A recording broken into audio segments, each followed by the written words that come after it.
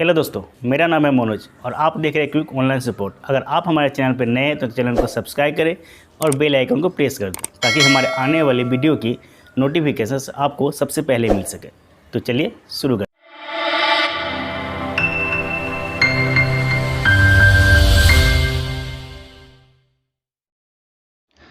दोस्तों, IBPS ने RRB की वैकेंट निकाल दी है। RRB जिसे रीजनल रूरल बैंक कहते हैं, इसकी जो एग्जामिनेशन IBPS लेती है। तो आज ही यह एडवर्टाइजमेंट निकली है। तो आइए देखते हैं कि इसमें कौन कौन सी पोस्ट है और इसके लिए कौन कौन सी क्वालिफिकेशन की रिक्वायरमेंट की गई है एवं इसकी लास्ट डेट कब है। तो आइए देखते हैं। सबसे पहले आप ऊपर देख सकते हैं कि institute of banking personal selection यानी कि IBPS जिसे हम शॉर्ट में बोलते हैं। Requirement of officer scale 1, 2, 3 and office assistant यानी कि ऑफिस असिस्टेंट जिसे हम क्लर्क बोलते हैं और ऑफिसर स्केल 1 जिसे हम PO बोलते हैं, ऑफिसर स्केल 2, 3 जो ऑफिसर रैंक के है, हाई रैंक के उसे। यहाँ ग्रुप A की ऑफिसर्स है और ग्रुप B की ऑफिस असिस्टेंट के पोस्ट है। यानी जो स्केल 1, स्केल 2, स्केल 3 है वह ग्रुप A की पोस्ट है, ऑफिसर्स रैंक की है, और ग्रुप B है ऑफिस असिस्टेंट मल्टीपर्पज यानी जिसे हम क्लर्क कहते हैं।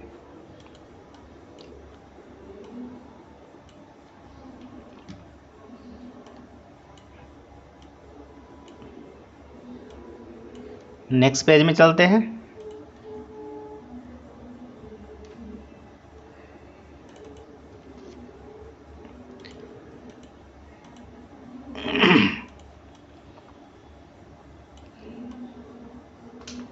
यहाँ आपको पार्टिसिपेटिंग RRB दिया है यानी कि हर एक RRB में कितनी कितनी वैकेंट निकली है। नंबर 1 पे आंध्र प्रदेश ग्रामीण विकास बैंक जिसका हेड ऑफिस है वारंगल तेलंगाना में। दूसरे नंबर आंध्र प्रगति ग्रामीण विकास बैंक, यह बताने की ज़रूरत नहीं है, आप इसे देख लीजिएगा। जो मेन पॉइंट है मैं उसे बोल देता हूँ। लेकिन RRB में सबसे खासियत ये है कि आपको जहाँ से भी अप्लाई करेंगे उस स्टेट का लोकल लैंग्वेज आपको आनी चाहिए। यहाँ आपको देख सकते हैं इसे तेलंगाना से आप अप्लाई करें तो तेलुगु आनी चाहिए, आंध्र प्रदेश से आप अप्लाई करें तो तेलुगु आनी चाहिए, अरुणाचल प्रदेश से आप अप्लाई करें तो इंग्लिश आनी चाहिए, उत्तर प्रदेश से आप अप्लाई करें तो हिंदी आनी चाहिए, असम से अप्लाई करें तो असामीज, बंगाली, बोडो, ये तीनों में से कोई एक लैंग्वेज आने से आप अप्लाई कर पाएंगे। वेस्ट बंगाल से अप्लाई करें तो आपको बंगाली आनी चाहिए, गुजरात से आप अप्लाई करें तो गुजराती आनी चाहिए, राजस्थान से आप अप्लाई करें तो हिंदी आनी चाहिए, उत्तर प्रदेश से आनी करें तो हिंदी, उर्दू, संस्कृत में से कोई एक लैंग्वेज आने से आप अप्लाई कर पाएंगे। आंध्र प्रदेश से अगर अप्लाई कर रहे हैं तो तेलुगु आनी चाहिए, छत्तीसगढ़ से अप्लाई कर रहे हैं तो हिंदी आनी चाहिए, बिहार से अप्लाई करें तो हिंदी आनी चाहिए, जम्मू कश्मीर से अप्लाई करें तो डोगरी, कश्मीरी, पंजाबी, उर्दू, गुजरी, पहाड़ी, लाडकी, बाल्टी, पाली, दादी, हिंदी यानी इसमें से कोई एक लैंग्वेज आने से आप इसे अप्लाई कर पाएंगे जम्मू एंड कश्मीर में। हिमाचल प्रदेश से अगर आप अप्लाई कर रहे हैं तो आपको हिंदी आनी चाहिए, जम्मू कश्मीर से अप्लाई कर आपको जहाँ यहाँ लैंग्वेज दिया वो आनी चाहिए। एक है आप किसी भी स्टेट से आप अप्लाई कर पाएंगे, लेकिन बस आपको उस स्टेट का लोकल लैंग्वेज आनी चाहिए। अगर आप दूसरे स्टेट से अप्लाई कर रहे हैं और वहाँ की लोकल लैंग्वेज आपको नहीं आती है तो आप वहाँ से अप्लाई मत कीजिए, आप अपने स्टेट से अप्लाई कीजिए। काफ़ी सारे लोग ऐसे होते हैं जो वैकेंट ज़्यादा देख करके दूसरे स्टेट से अप्लाई कर लेते हैं, लेकिन वहाँ की लोकल लैंग्वेज वे नहीं जान पाते या उनको नहीं आता तो वे एग्जामिनेशन पास होने के बाद भी सिलेक्शन नहीं ले पाते। नेक्स्ट में अगर झारखंड से अप्लाई कर रहे हैं तो आपको हिंदी आनी चाहिए। यहाँ आप लोग देख लीजिएगा किस स्टेट से आप अप्लाई करेंगे तो कौन कौन सी लैंग्वेज आपको आनी चाहिए। नेक्स्ट पेज में चलते हैं।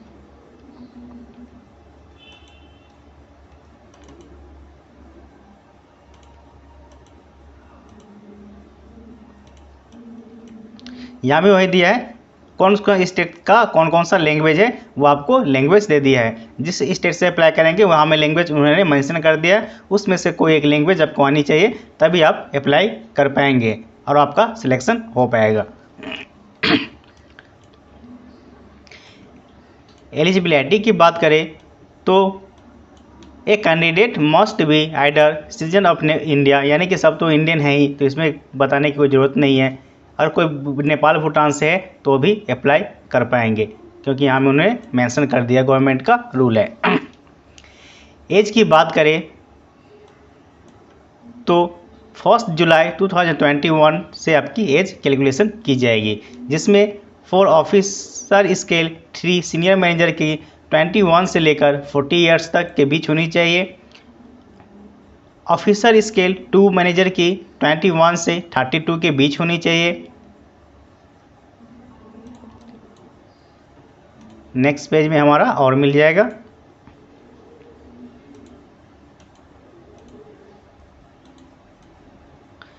ऑफिसर स्केल 1 की 18 प्लस और 13 बिलो होनी चाहिए, यानी कि 18 साल से ऊपर और 30 से नीचे होने चाहिए। या जनरल कैटेगरी की बात मैं कर रहा हूँ। अगर आप ओबीसी है, एससी है, एसटी है तो आपको एज रिलैक्सेशन में छूट मिलती है 3 ईयर्स की, 5 ईयर्स की। अगर आप ओबीसी है तो आपको 3 ईयर्स की छूट मिलेगी। अगर आप एससी एसटी है तो आपको 5 ईयर्स की छूट मिलेगी। अगर आप डिजेबल कैंडिडेट है तो आपको 10 ईयर्स की छूट मिलेगी। यहाँ पर चार्ट देख सकते हैं। थोड़ा और स्क्रॉल कर लेता हूँ मैं इससे। यहाँ पर उन्होंने कास्ट सर्टिफिकेट की बात कही है कि आपको OBC category non creamy layer certificate होनी पड़ेगी, तभी आप ही को ओबीसी का मान्यता मिलेगा। यानी कि कई लोग स्टेट गवर्नमेंट का ओबीसी सर्टिफिकेट बना लेते हैं और सोचते हैं कि उनका ओबीसी कास्ट है और वे अप्लाई कर देते हैं, और वही सर्टिफिकेट वेरिफिकेशन में देते हैं तो उन्हें निकाल दिया जाता है। इसलिए आपको अगर ओबीसी है तो आपको सेंट्रल की कास्ट सर्टिफिकेट होनी चाहिए, जिसे नॉन क्रीमी लेयर सर्टिफिकेट बोलते हैं। अगले पेज में चलते हैं।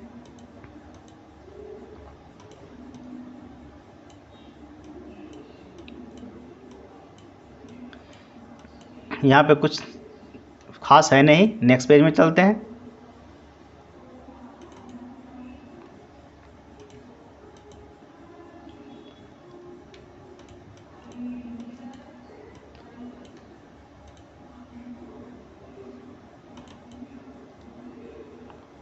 यहाँ पर उन्होंने डिजेबल का रूल रेगुलेशन दे दिया है, कास्ट सर्टिफिकेट रूल रेगुलेशन कैसे हमें क्या करना है। यहाँ गाइडलाइन दिया है एक सर्विसमैन के लिए क्या होना चाहिए।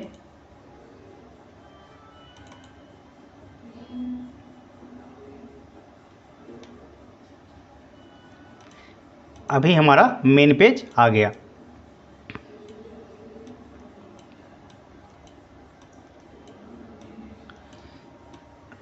यहाँ से आपको एजुकेशन क्वालिफिकेशन की बात कही गई है, हमें किस पोस्ट के लिए कौन से क्वालिफिकेशन की रिक्वायरमेंट की गई है। पहले नंबर आप देख सकते हैं ऑफिस स्टेट असिस्टेंट मल्टीपर्पज़, जिसे हम क्लर्क बोलते हैं। उसके लिए आपको bachelor degree in any discipline from recognised university, यानी कि आपके पास बैचलर डिग्री किसी भी डिसिप्लिन से, आर्ट्स कॉमर्स साइंस किसी भी डिसिप्लिन से आप किए हैं तो आप इसे अप्लाई कर पाएंगे। इसमें कोई परसेंटेज की रिक्वायरमेंट नहीं की गई है। प्रोफेंसी इन लोकल लैंग्वेज, मैंने पहले ही बताया था कि आप जिस स्टेट से अप्लाई करेंगे उस स्टेट की आपको लोकल लैंग्वेज आनी चाहिए। डिजिटेबल में दिया है वर्किंग नॉलेज ऑफ कंप्यूटर। डिजिटेबल मतलब क्या होता है, एक होता है एसेंशियल क्वालिफिकेशन और एक होता है डिजिटेबल क्वालिफिकेशन। एसेंशियल का मतलब होता है आप उसके बिना अप्लाई नहीं कर पाएंगे, लेकिन डिजिटेबल का मतलब होता है कि अगर आपके पास वह क्वालिफिकेशन है तो आप अप्लाई कर पाएंगे, अगर नहीं है फिर भी आप उसे अप्लाई कर पाएंगे। तो आपके पास अगर कंप्यूटर नॉलेज है तो आप अप्लाई कर पाएंगे, अगर आपके पास कंप्यूटर नॉलेज नहीं है फिर भी आप इसे अप्लाई कर पाएंगे।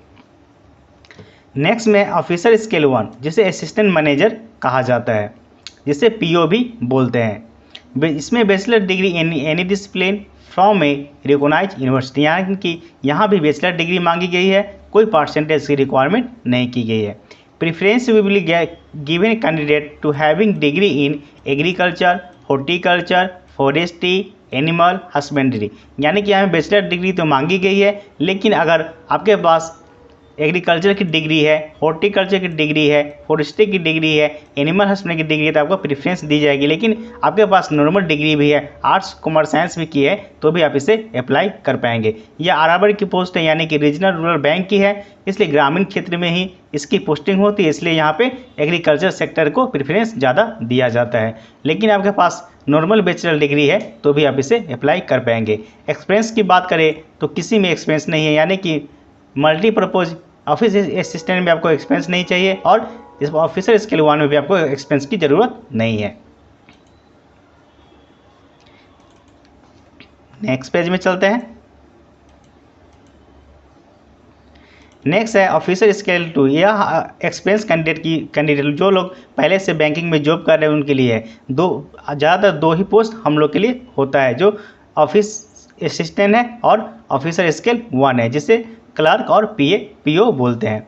यहाँ पर जैसे bachelor degree in any discipline recognised university 50% marks, और जो प्रेफरेंस दिया जाता है marketing, agriculture, forestry, animal husbandry, engineering, information technology, management, law, economics and accountancy, जिसमें आपको 2 इयर्स का एक्सपीरियंस मांगा गया है। जैसे 2 years as a officer in bank, यानी कि बैंक में आप 2 इयर्स की जॉब पहले से कर चुके हैं।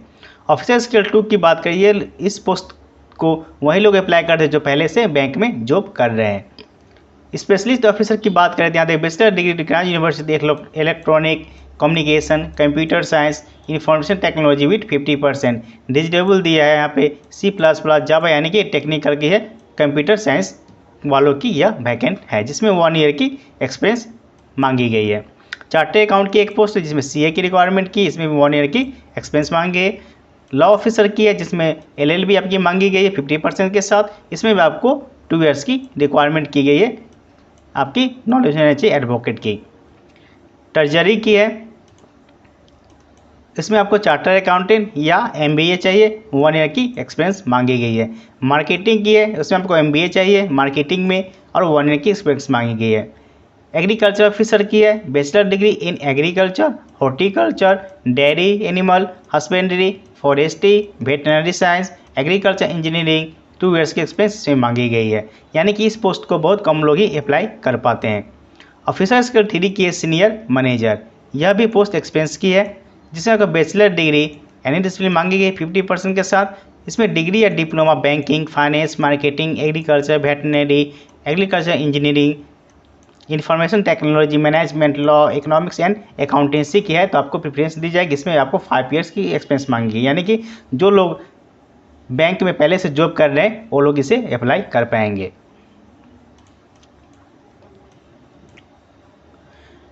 एजुकेशन क्वालिफिकेशन की बात करें तो all the educational qualification mention should B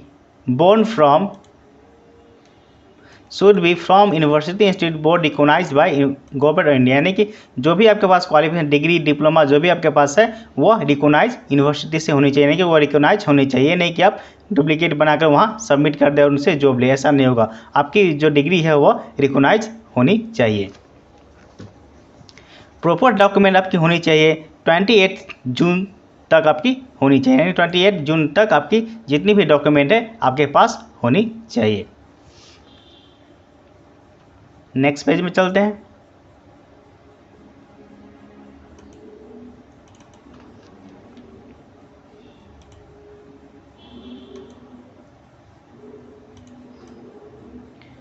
यहाँ आपके परसेंटेज की बात की है, कभी कभी क्या होता है कि आपको 59.9 या 59.8 होते हैं और वहाँ पे 60% हम लोग बोल के लिख देते, लेकिन वहाँ पे कि जब डॉक्यूमेंट्स वेरिफिकेशन होता है वहाँ हमें बहुत असुविधा हो जाती थी। यहाँ उन्होंने कर दिया कि अगर आपके पास डिग्री में 59.99% है तो आपको 60% वहाँ पे नहीं माना जाएगा। अगर आपके पास 54.99% है तो आपको 55% नहीं माना जाएगा। इग्नू में आपको देखेंगे, इग्नू अगर आप स्टूडेंट आपको पता होगा कि इग्नू में क्या होता है कि अगर 54.56 है तो आपको 55% माना जाता है, या 59.6 है, 7 है, 6 से ऊपर है तो आपको 60% माना जाता है। लेकिन यहाँ वैसा नहीं होगा, आपको जो परसेंटेज है वही आपको एंटर करना होगा ऑनलाइन फॉर्म फिलअप करते समय। प्रोफेंसी इन लोकल लैंग्वेज की बात करें तो वही जो स्टेट की लैंग्वेज है वो आपको आनी चाहिए। अगर आप 8 शेड्यूल यानी कि आपके मैट्रिक में आपने इस लैंग्वेज को, स्टेट की लैंग्वेज को पढ़ रखी है तो आपको जो है वो लैंग्वेज की टेस्ट नहीं देनी होगी। लेकिन अगर आप नहीं पढ़ी है तो आपको लैंग्वेज की टेस्ट देनी होगी। एप्लीकेशन फ़ीस की बात करें तो आपको जो स्टार्टिंग है 8 जून से यह स्टार्ट हो गई, यानी कि कल से यह ऑनलाइन फॉर्म स्टार्ट हो जाएगी और 28 तक यह चलेगी, यानी कि पूरे 20 दिन का समय हमें फॉर्म फिलअप करने के लिए IBPS ने दिया है। फीस की बात करें तो 175 SC/ST की है और 850, ये तो काफ़ी ज़्यादा फीस दे दिया, 850 जनरल एंड OBC की रखी गई है।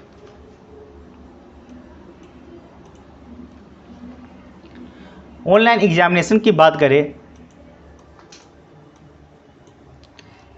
तो जो पहले से था वही है, कोई चेंजिंग नया नहीं है। ऑफिस यानी क्लर्क की आपकी है रीजनिंग, न्यूमेरिकल एबिलिटी, 2 सब्जेक्ट की पेपर होगी जिसमें आपको रीजनिंग और जिससे न्यूमेरिकल यानी कि मैथ्स जिसे बोलते हैं, आपको 40 मार्क्स 40 क्वेश्चन रहेगी रीजनिंग की, 40 क्वेश्चन आपके मैथ्स की, टोटल 80 क्वेश्चन रहेगी और आपको 45 मिनट्स का टाइम दिया जाएगा, यानी कि 80 क्वेश्चन के लिए आपको 45 मिनट्स का आपको टाइम दिया जाएगा। इसमें इंग्लिश नहीं है, यह सबसे अच्छी बात है। जिसका इंग्लिश वीक है उसके लिए यह गेम चेंजर साबित होता है। लेकिन इसमें मैथ्स और रीजनिंग है, तो मैथ्स जिसका स्ट्रॉन्ग है वे इसे ज़रूर अप्लाई करें। और ऑफिस स्केल में आपकी मैथ्स जो है उतनी टफ नहीं आती है, ऑफिसर स्केल 1 में थोड़ी सी इसकी हार्ड लेवल की मैथ्स आती है। ऑफिसर स्केल 1 की बात करें इसमें भी सेम है, आपकी 40 क्वेश्चन रीजनिंग की, 40 क्वेश्चन मैथ्स की, 45 मिनट्स आपको टाइम मिलेगा। ये आपकी प्री की है, लेकिन इसके बाद आपको मेंस भी होगी।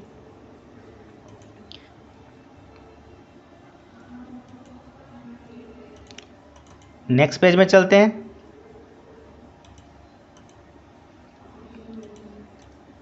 यहाँ आपको मेंस की दी है, प्री जब पास करेंगे आप तो आपको मेंस का एग्ज़ाम भी देना होगा, जिसमें कोई रीजनिंग है 40 मार्क्स का, 40 question 50 marks, computer knowledge 40 question 20 marks, GA 40 question 40 marks, English या हिंदी, ये 2 में से कोई आप एक दे सकते हैं। अगर आप हिंदी देना चाहें तो हिंदी दे सकते हैं और इंग्लिश देना चाहें तो इंग्लिश, कोई एक आपको देना होगा, यानी कि 4A-B में से कोई एक ही आपको चुनना है। अगर आप हिंदी चुनते तो इंग्लिश नहीं दे सकते, इंग्लिश चुनते तो हिंदी नहीं दे सकते, यानी जिसकी इंग्लिश वीक है वह हिंदी में दे सकते हैं, हिंदी पेपर को चुन सकते हैं, और जिसकी हिंदी वीक है वह इंग्लिश पेपर को चुन सकते हैं। तो यहाँ आपकी जो है 4A-B में से कोई एक चुनना होता है। नंबर क्वेश्चन के 40 मार्क्स 40 इसकी भी रहेगी। अगर आपकी इंग्लिश वीक है तो इसे ज़रूर अप्लाई करें। मैथ्स की बात करें तो 40 मार्क्स 50 क्वेश्चन, यानी टोटल आपको 200 मार्क्स की पेपर होगी और आपको 2 आवर्स का इसमें समय दिया जाएगा।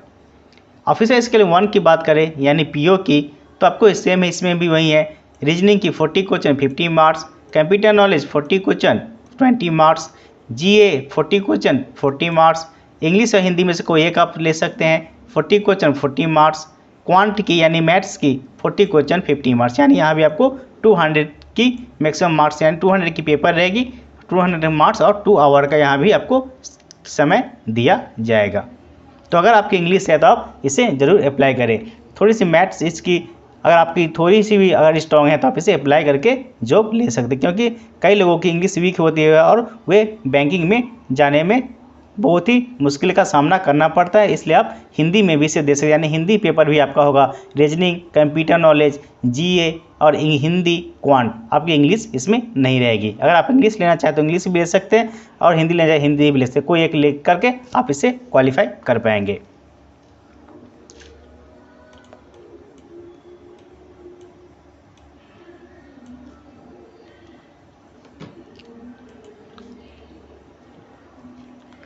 यहाँ पे फिर से टेस्ट की बात की है, कौन से स्टेट में आपकी कौन सी लैंग्वेज है। पहले ही मैं बता दिया था कि जिस भी स्टेट से आप अप्लाई करेंगे उस स्टेट की आपकी लोकल लैंग्वेज आनी चाहिए।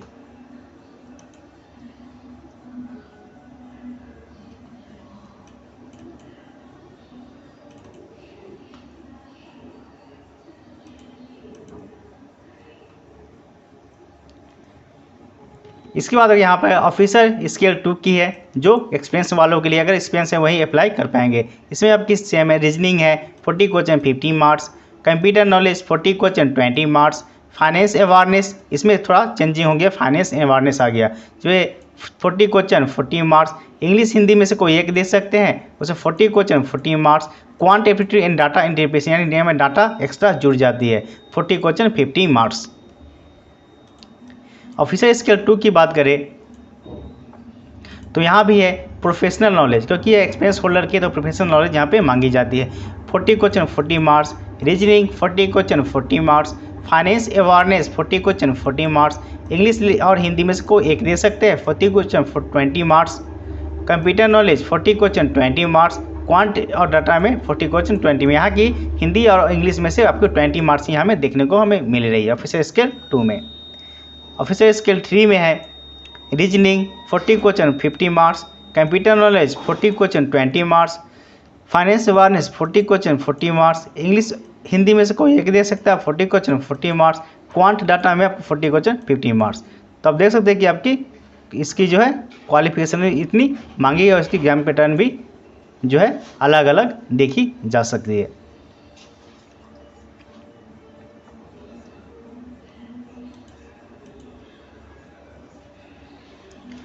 नेक्स्ट में आपकी कट ऑफ की बात करें, ऑफिस असिस्टेंट की cut off officer scale 1 officer scale 2 3 की अलग अलग जाती है, यह आपको याद रखना है। ऑफिस असिस्टेंट में आपकी जो है इंटरव्यू नहीं होती है, बाकी जो ऑफिस स्केल 2 3 है उसमें आपकी इंटरव्यू पहले प्री होगा, इसके बाद मेंस, इसके बाद आपको इंटरव्यू भी देना होता है। लेकिन ऑफिस असिस्टेंट में आपको इंटरव्यू देना नहीं होता। तो मेन पेज हमारा यहीं तक था।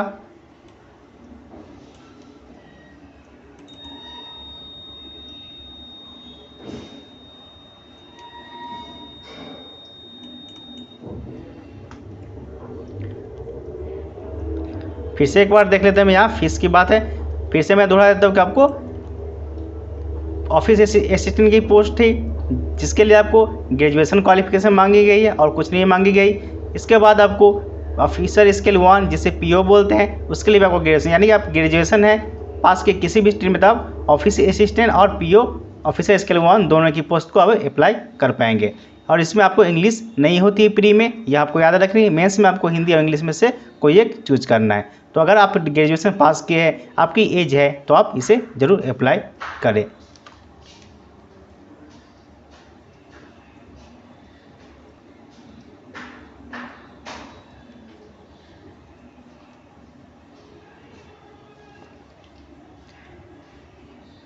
तो आज के लिए इतना ही, मिलते हैं अगले वीडियो में।